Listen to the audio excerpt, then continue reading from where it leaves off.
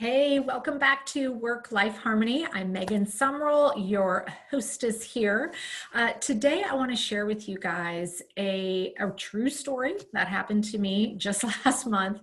But the reason why I think it's important to talk about this and share this story is, just the story from the outside, it just might give you a chuckle, it might not. But what I really want to dig into is the backstory and everything that led up to this event. And then most importantly, what was going on in my mind and the importance of kind of learning how to let go a little bit and roll with the punches. So rolling with the punches is not a strong suit of mine. It never has been. I am very much a naturally structured person. I'm a plan maker. I was raised in a household where the phrase was always to be early is to be on time. I'm a planner by heart.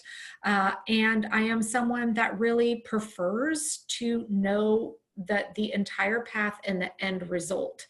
Now, I will say over the last particularly 7 to 10 years, I have come a long way on my journey on learning how to trust the process, on learning how to adjust, on learning to set a goal without necessarily knowing what steps and how it's going to go along its path. And I am very thankful for that. And that's kind of why I wanted to share this story with you guys today, because if you are someone who maybe hesitates to try new things or hesitates to commit to something because there's too many unknowns, something could come up, you're not quite sure what the plan is, this is what this story and this conversation is going to be all about. So you may have attended one of my top boot camps. I run them about every 6 to 8 weeks. It's a free 5-day program where I really kind of help you jumpstart understanding all things time management, organization, and productivity so that you can really maximize your time and do it without being overwhelmed. Well, I was getting ready to, and because a lot of effort and time goes into these, I plan out when I'm holding them well in advance. Like many of you guys, I've got a lot of things I'm juggling with my schedule between motherhood and right now in the middle of the pandemic, that adds an interesting twist, home life, all of that stuff, right? So I had been doing my kind of 3-month planning. I knew when my next boot camp was going to be. I had structured everything around it to make sure that I had stuff lined up for my daughter, that, all that stuff, right? Well, then we get a notice from school that the school dates had completely changed. And I had proactively picked this particular window for running the boot camp, making sure that it aligned with that. Well, the new date came out and now school was going to be starting on the same week of the boot camp. So I had to sit down and my initial thought was just forget it. Like, I'm just not even going to do it. And I said, no, this is important to me. So what can I do? So I changed the entire dates of the boot camp because I knew the first week of school was likely going to be a little bit bumpy and I really didn't know what to expect. And I know that this boot camp is something where I need to have set times where I am present teaching live to hundreds of people. So adjusted the whole dates of the boot camp, which has a trickle effect on absolutely everything, but kind of regrouped and said, this is going to be great. And the fact that I was even able to do that, I couldn't have done that 10 years ago. That would have totally derailed me. So all systems are in place. And then about a month later, we get a notice that the dates for school changed again. And now the dates were going to change. And guess what? They were changing to the week that I had decided to move the boot camp to. At first I was frustrated, but then I just started laughing. I'm like, of course it did. If I had just kept the original date, everything would have been fine. So I was stuck looking at my calendar, wondering, how am I going to make this work? Because now the week that I was scheduled to do the boot camp was going to be an orientation week. And we were not given any details of what orientation week looked like. They just said they won't be doing school every day. We'll send you more details.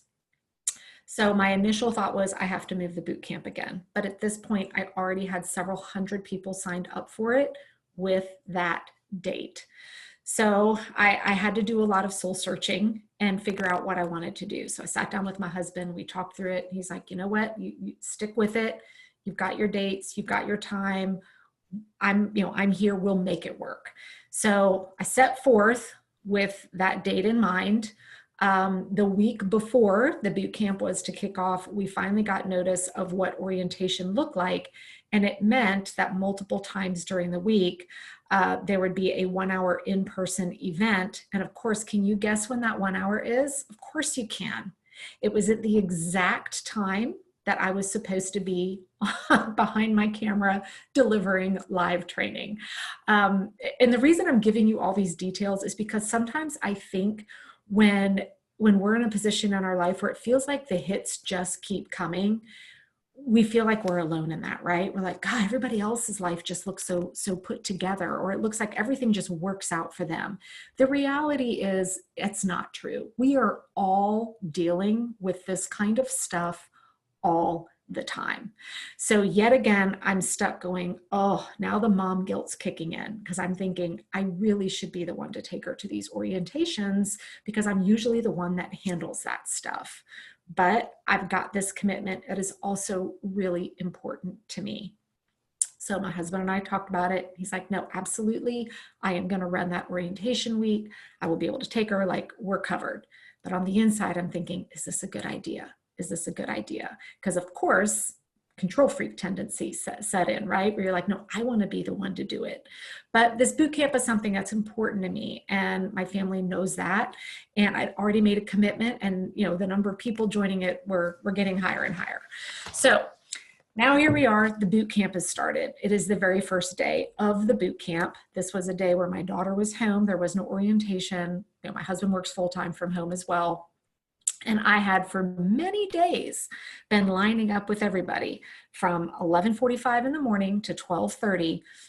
I am 100% unavailable. There's no interruptions. There's no knocking on my, office door, which is glass.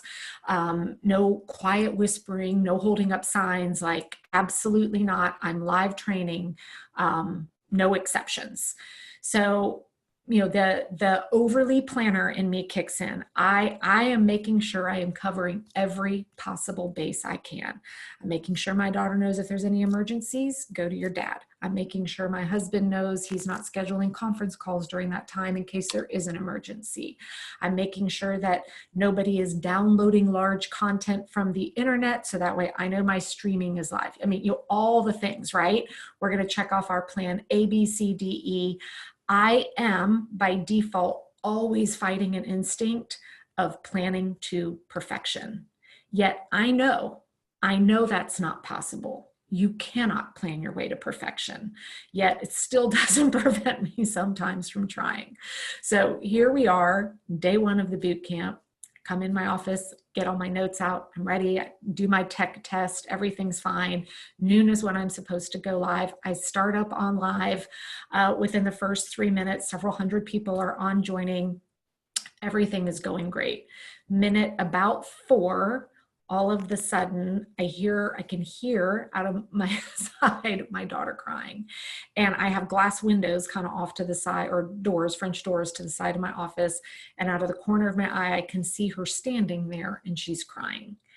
And I'm still in training mode, but now the gears start going in the back of the head, right? And so I start thinking, what do I do? Do I just stop the training? I'm like, no, my husband will hear, he'll come down, he'll handle it, because she knows emergencies go to dad.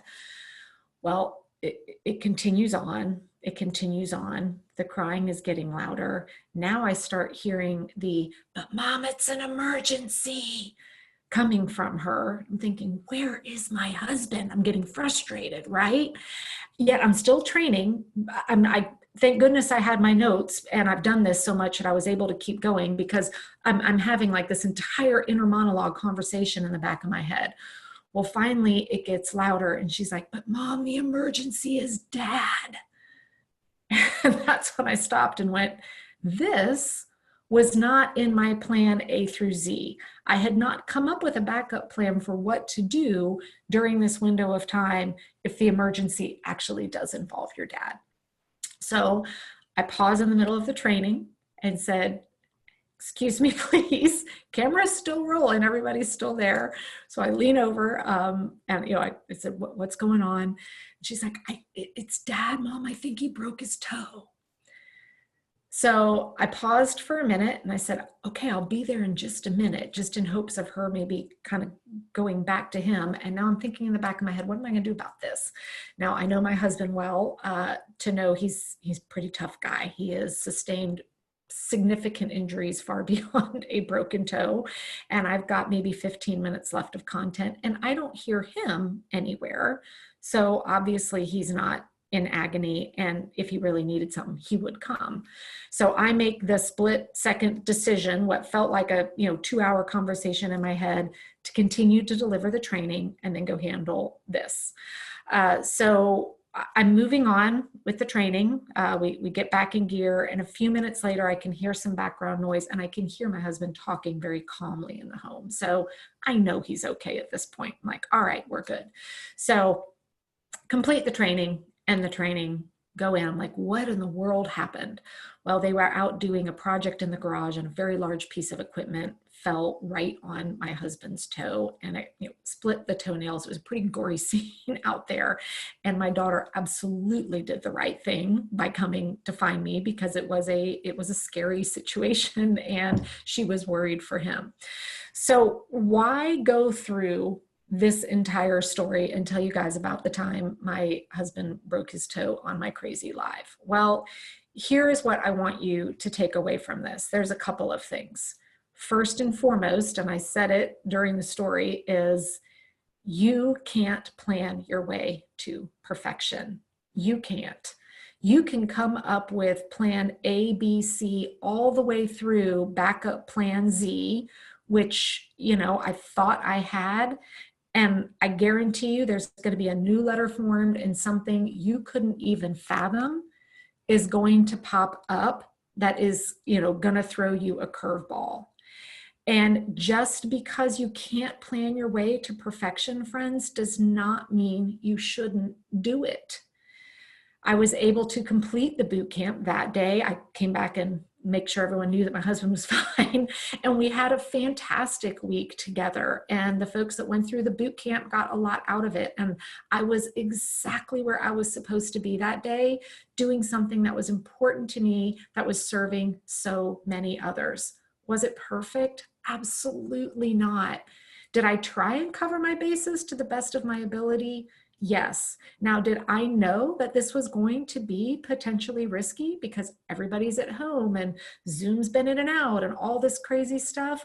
I did. And I almost let it prevent me from holding that particular boot camp many, many times. The change in school schedules, the uncertainty of the technology, finally realizing everybody was going to be here. I had a million reasons to back out of it because I didn't feel like I could plan it to perfection. But I went ahead and did it anyway. And was it a little bumpy on that first day? Yes. Were there some other funny, I wish I had some like candid camera reels of things happening during some of the other live trainings that week? Yes. Finally, by day 4, I think I told my family I was going to put them in bubble wrap and just like set them down and tell them they weren't allowed to move during that 30 minutes. But it still happened, and it wasn't perfect. And that was okay, because the end result was still fantastic.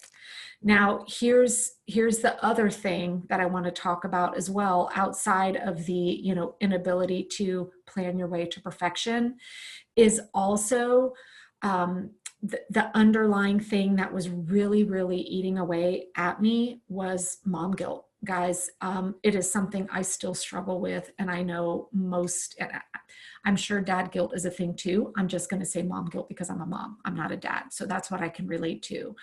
But this constant pull and urge and feeling to always put things that are important to ourselves, to us as people, as women, as individuals, not as moms, just as who we are. That constant feeling that those have to go on the back burner, and that we're always putting the needs and concerns of others in front of our own, preventing us from doing things that really are important to us. I came very close at least 4 times, not only to canceling the boot camp because of the fear of the unknown, the fact that I felt like I couldn't plan it to perfection, but also because of the mom guilt of not being the one to do the orientation days. And guys, my husband and daughter had a fantastic time. They laughed their whole way there. They laughed their whole way back. And yet I felt like I really struggled with that feeling of, oh, I'm not going to be a good mom if I don't make that my top priority. Whereas I had made some big plans, I had made a commitment, I had put a lot of time and energy, as I always do, into getting ready to run that boot camp. And it is something that is important to me, not just because it's a part of my business, but mostly because it's my opportunity to help people and to serve. And I know that the people who go through the boot camp come out on the other end feeling reinvigorated and feeling like, oh my gosh, I can do this. I can get these things in place in my calendar. I can have some time freedom. I don't have to feel overwhelmed. I know that delivering this boot camp is my opportunity to help hundreds of people. And yet I was still feeling like that, that guilt of not putting my mom hat on above all other hats. And guys, I'm a work in progress with this. I certainly, obviously, by sharing this story, this just happened last month.